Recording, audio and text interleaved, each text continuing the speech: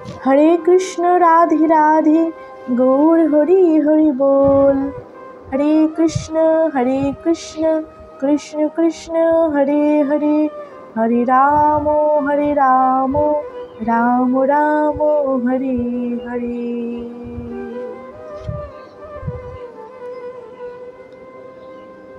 हरे कृष्ण राधे राधे। आज के আমরা আলোচনা করব অক্ষয় তৃতীয়া কি, চন্দন যাত্রাই বা কি, আর এই উৎসবের তাৎপর্যই বা কি। মৎস্য পুরাণে উল্লেখ করা হয়েছে ভগবান শ্রী হরি বৈশাখ মাসের শুক্লা তৃতীয়াতে যবের সৃষ্টি করেন এবং সত্যযুগের বিধান করেন।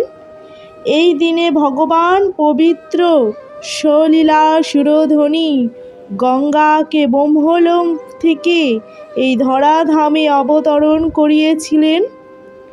এই তিথি অক্ষয় তৃতীয়া নামে আখ্যাত। আরও বলা হয়েছে এই তিথিতে জপ, হোম ও জপ দ্বারা শ্রীকৃষ্ণের পূজা করা কর্তব্য। ব্রাহ্মণ ব্যক্তিকে এই দিনে জপ দান পূর্বক ভোজন করাতে হয়। পদ্ম পুরাণের বরাহ পৃথিবী সংবাদে লিখিত আছে বৈশাখী শুক্লা তৃতীয়া তিথিতে সত্যযুগের উদয় হয় এবং সেই দিন থেকেই ত্রিবেদের প্রতিপাদ্য ধর্মের প্রত্যাবর্তন হয়েছে। এই তৃতীয়াতে গঙ্গা স্নান, বৈষ্ণবকে দান, ভগবানের পূজা, জপ, শ্রাদ্ধ, পিতৃতর্পণ প্রভৃতি করলে অক্ষয় হয়। এই অক্ষয় তৃতীয়া তিথি শ্রীহরির পরম প্রীতিকরী।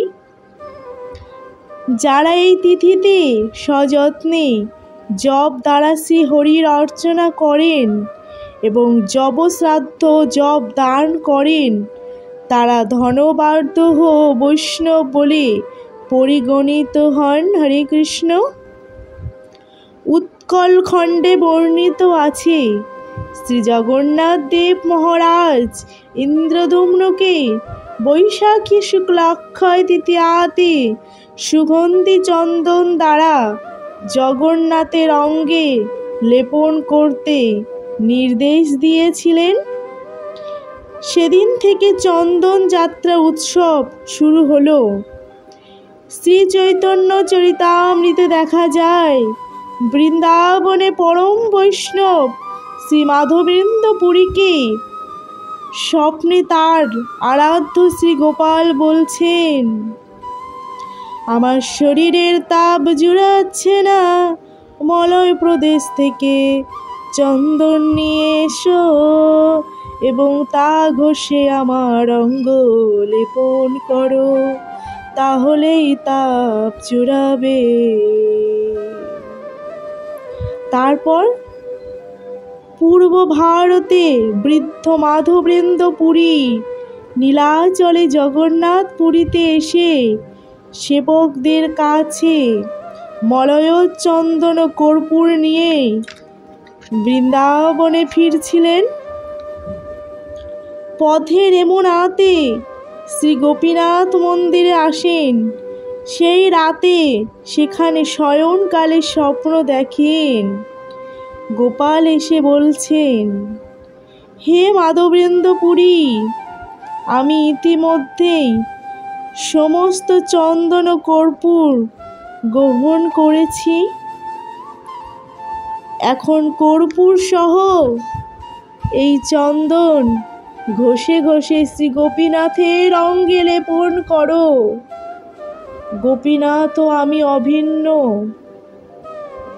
গোপীনাথের অঙ্গে চন্দন লাগালেই আমার অঙ্গ শীতল হবে। হরে কৃষ্ণ হরে কৃষ্ণ। গ্রীষ্ম ঋতুতে শ্রীহরির অঙ্গে কর্পূর চন্দন লেপন করলে ভগবান শ্রীহরি প্রীত হন। হরে কৃষ্ণ।